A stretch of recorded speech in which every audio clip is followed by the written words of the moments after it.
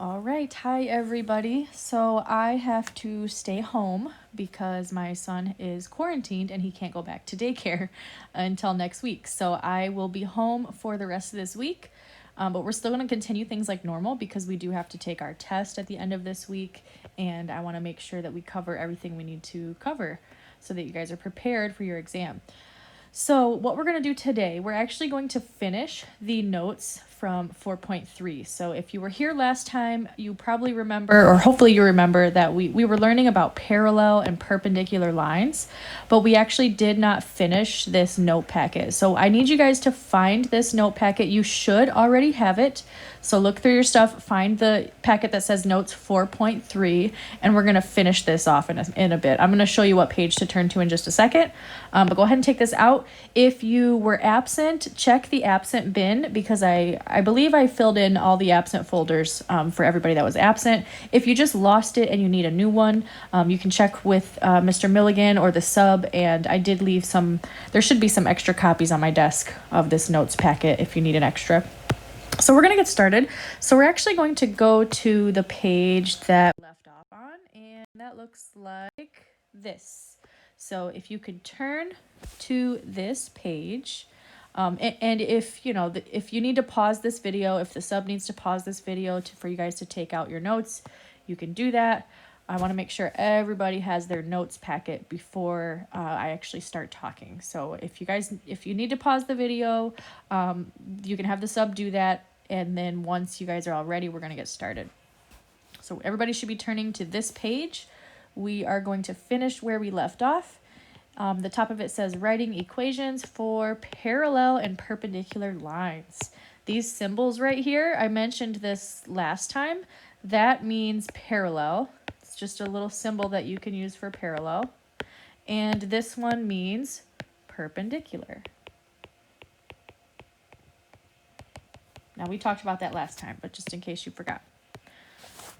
Okay, so before we start talking about this, let's just kind of review what we learned last time. So we learned that parallel lines, and remember, parallel lines, they're lines that look like this, right? They never cross. Well, that's what parallel lines are. And we learned that they have the same exact slope.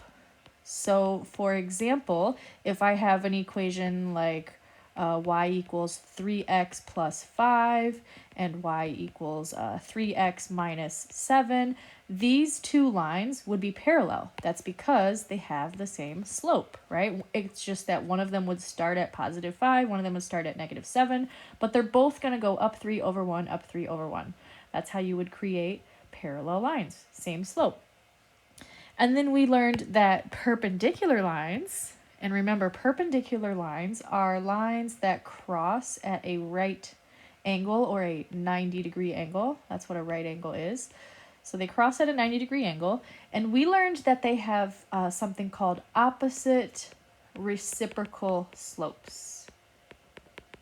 Opposite reciprocal slopes. So here's one example of that. So let's say I have y equals 2 over 3x plus 1. And then a perpendicular line would be the opposite reciprocal of 2/3. And the way that you do that is you flip the fraction upside down. So let's do that. 3 over 2. And we're going to change the sign. So since this one was positive, we're going to make the new one negative. So we'll call it negative 3 over 2x and then, I don't know, minus 4. Okay, these would be perpendicular lines because they have opposite reciprocal slopes. So this is how you can identify opposite reciprocals. They'll flip upside down and then the signs will be different. Another example, just real quick, and I know we learned all this last time, just kind of reviewing because it's been a while. So here's another example of opposite reciprocals. If we have a whole number, remember when you have a whole number, so like positive 2, the opposite reciprocal of that would be negative 1 over 2. Because remember, there's always a 1 underneath a whole number. So when you flip it, you're going to have a 1 on the top. Okay, so just keep that in mind with whole numbers. Okay, so what we're going to do today, we're actually going to learn how to write equations that look like this for parallel and perpendicular lines. And we already kind of know how to do this. So a lot of today's lesson is just going to be review. So this first example here says, write the equation of the line that passes through the point -2, 7 and is parallel to this line. So when we're doing this, we want to first identify what we want the slope to be. So we're going to just figure out what we want the slope to be. Now, because this says parallel, we need it to have the same slope, right? That's how you make parallel lines. So we know we want it to have the same slope, which means we want the slope to be -4 because it's got to be the same as the line that they gave us. So I'm going to say that m is supposed to be -4, and then we're just going to move on because we know what the slope should be. The next thing we need to do is use this point that they gave us. So they gave us this point, and we're going to write it in point slope form, which is something that we already know how to do. We learned this last week. Because as long as we know what the slope is and we know what one of the points is, we can write it in point slope form. So let's go ahead and do that. So remember, this is how you do point slope form. I'm going to copy down this point down here just so I have it on this screen and you can see everything all on one screen here. So we know we want this slope and this point. So here's point slope form if you forgot. It looks like this. Y minus y1 equals m times x minus x1. And you get your m from this number, right? That's going to go right here. And then this is your x1 and this is your y1. So we're just kind of replacing these numbers here with those numbers. And this is going to look like y minus 7 equals -4. I'm going to put x plus 2 because remember, anytime your value is already negative, this turns into an addition sign, right? Because it's -2, and when you minus a negative, that's the same thing as just adding. So here's our point slope form, and we are going to go ahead and convert this into slope intercept form. So that's the last thing we're going to do here, and we should know how to do that. We learned it last week. We're just going to distribute. So we're going to distribute that -4, and we're going to get -4x minus 8, and we'll bring down the y minus 7, and then we're just going to add the 7 to both sides because we want that to go to the other side. So plus 7, and we have y equals -4x minus 1. All right, so that is how you do this. So the first thing is figure out what the slope should be. And you just have to use the information that they give you, right? You're looking to see whether it's going to be parallel or perpendicular, and then you'll have to look at the equation of the first line. And then you write it in point slope form, and then you just distribute and turn it into slope intercept form. So we're going to do another example in a second, but these are the same. You want to follow these steps every time you do this, okay? So let's take a look at the next example.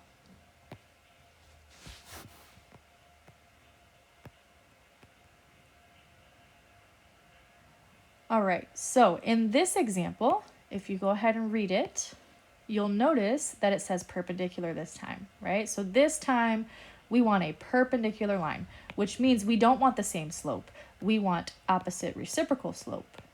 So that's what we're looking for here. And the original slope that they gave us is +2. So I want to take the opposite reciprocal of +2. So remember, we just flip it upside down. So then it would become 1/2, and we make it negative because we have to change the sign.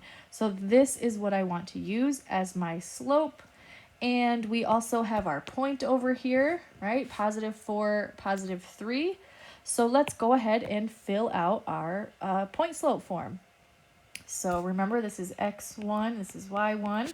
So our formula would look like this. Y minus 3 equals -1/2 times x minus 4. So that would be our point slope form, and then we can just go ahead and distribute and turn this into slope intercept. So we're going to have -1/2 x, and then -1/2 times -4. Just think of that as like half of 4, right? Half of 4 is 2, and you have negative times a negative, so it's going to become +2. And then we'll bring down the other side. And finally, we can just add the 3. And we're left with y equals negative 1/2 x plus 5. All right, so that was an example of a perpendicular equation. So I'll leave that up for a second, and we'll go do a couple more examples on the next page.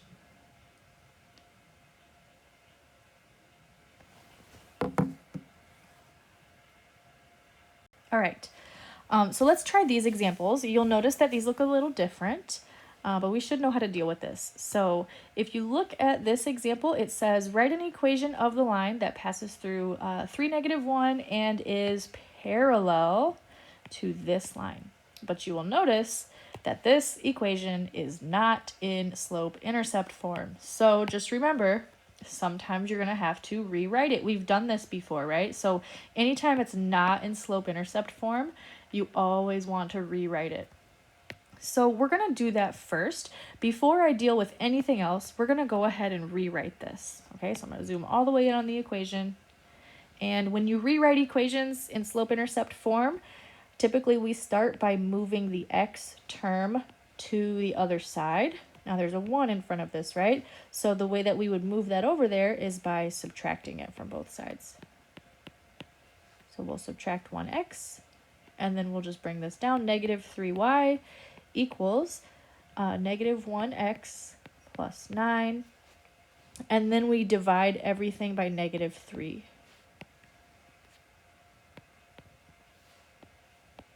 So we're left with y equals, remember this part here, you want to leave that as a fraction if it ever ends up being a fraction. So this is negative 1 over negative 3. These negatives will cancel and they'll become positive, but we have 1 over 3. So we're going to write that as 1/3 x. And then 9 divided by negative 3 is negative 3, so we'll put minus 3. Okay, so now we have a nice equation in slope-intercept form. And we haven't even really started the actual problem yet, right? The reason why we were doing this is just to figure out what the slope was so that we could figure out what our new slope should be. And because this says parallel, I want to make sure it has the same slope, right? So we're going to be using the slope of 1/3. So that's what we're going to be using for our slope. So we'll say m is going to be equal to 1/3. And we know that it needs to go through this point over here. So that's our x1 and our y1. And then we'll go ahead and put this in point slope form. So from here, we just do it like normal. So our point slope form would look like this. Y plus 1. I put plus 1 because the 1 was negative, right? Equals 1/3 times x minus 3. And then let's go ahead and fix this. We'll distribute here. This becomes 1/3 x. 1/3 times 3, that's 1. 1/3 times negative 3 over 1. That's going to equal negative 1 when you multiply that out. So I'm going to put minus 1. And then we'll bring down this part. And finally, we will go ahead and subtract the 1 from both sides. And we're left with y equals 1/3 x minus 2. So that's it. The only difference with these is that you have to do this extra step right here first. So you have to rewrite your equation, and then you can figure out what your slope is, and then you can do everything like normal from there. So we've got one more. This time it's a perpendicular one. So let's go ahead and try this one here. So perpendicular. But before we deal with the perpendicular stuff, let's just go ahead and rewrite this, okay? So we're going to subtract the 5x from both sides. So 3y equals negative 5x minus 21. And then divide everything by 3. So we have y equals negative 5 over 3x. And then this would be minus 7, right? So here's our slope. Now they want a perpendicular slope, which means I don't want it to be the same as this. I want it to be the opposite reciprocal of this. So I want my new slope, my new m, we're going to flip it upside down. So it's going to become 3 over 5. And since this one was already negative, we're going to make this one be positive because we want to do the opposite. So this would be our new slope. And then let's go ahead and make our point slope form. So here's our point that we're using. That's x1 and y1. And then let's go ahead and fill this in. It would be y minus 1 equals 3 over 5x. Oops, sorry, not x. 3 over 5 parentheses x plus 5, right? That 5 would have to turn into a positive because it's already negative up here. And then let's go ahead and distribute here. Remember, when you distribute fractions, I know that some of you are going to freak out about this. We've done this many times, right? When you multiply a fraction by a whole number, first off, this would be 3 over 5x, right? If you want to do 3 over 5 times 5, you just put a 1 under it, and you go straight across. 3 times 5 is 15. 5 times 1 is 5. And then 15 divided by 5 is 3. So this would just equal plus 3. And then we'll bring this down, and we can add the 1 to both sides. So we've got y equals 3 over 5x plus 4.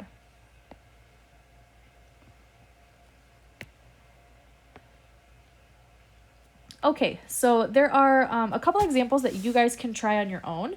So if you want to try these on your own first before me showing you, then go ahead and have the sub or have Mr. Milligan pause the video right now on the screen. So you can pause the video and you guys can try these on your own. And then after some time goes by, we can play and show the answers.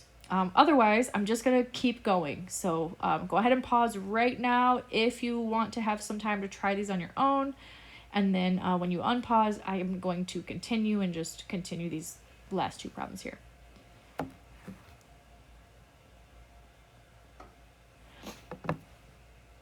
Okay, so this one here says parallel, and it's also nice because it's already in slope-intercept form. So we know that our slope is negative 1/4, and we know that it needs to stay as a negative 1/4 because we want it to be parallel, which means we need it to be exactly the same slope. So that is what we're going to use for m, and then we can go ahead and do our point slope form.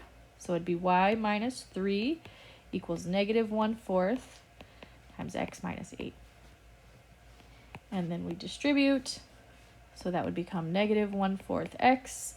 Negative 1/4 times negative 8, that would be positive 2.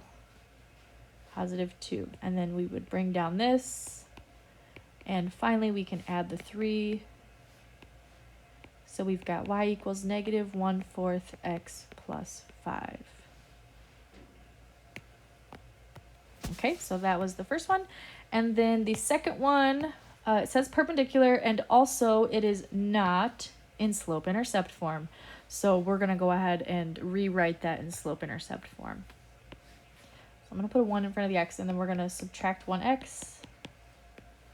So I have 3y equals negative 1x plus 6. And then divide everything by 3. Y equals negative 1/3 x plus 2. And we want it to be perpendicular, so we want to do the opposite of negative 1/3, right? If you do the opposite of that, the opposite reciprocal of that, that would become positive 3, right? Because if you flip it upside down, it's 3 over 1. So that's our new slope, and our point is negative 1, negative 6. So it would become, both of them would become plus signs, right? It would be y plus 6 equals 3 times x plus 1. And then we'll go ahead and fix it. So this, when you distribute, you're going to get 3x plus 3. And then once we subtract the 6, we will get y equals 3x minus 3. Okay, so that is how you guys can write equations for parallel and perpendicular lines. And what I would like you to do now is find the homework that was supposed to be due today, actually, the homework that looks like, it says 4.3 on the top. And it was the homework that I told you guys to only do the front of. Well, now you're going to go ahead and do the back of it. And this is not going to be a homework assignment. It's going to be something you complete in class today. It should absolutely be done right now during class, and you should have time to finish it because it's not the only thing you're going to be doing. So go ahead and finish that 4.3 practice page by doing the back, okay? So you guys are going to work on the back. And then when you're done with that, you're actually going to get your study guide for your test that's coming up. But I want you to go ahead and start working on this first. And if you have any questions, just raise your hand and ask Mr. Milligan to help you out. And after this, they'll tell you what to work on next. All right, bye guys.